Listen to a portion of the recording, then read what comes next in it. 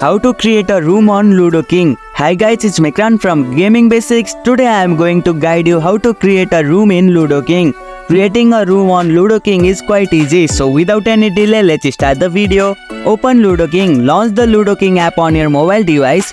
Select Play with Friends. On the main screen, tap on the Play with Friends button. Create a room. You will see an option to create room. Tap on it and set up your private game room. Set game preference. Choose your game mode, number of players and other preference like entry amount or rules. Create room. After setting your preference, tap on create room again to finalize the setup.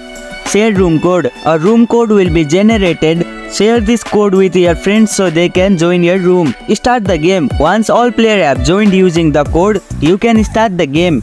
And here you go, that's how you can create room on Ludo King. If you liked our video, press the thumbs up and share button. If you have any question, comment down below and don't forget to subscribe the channel for more tutorials.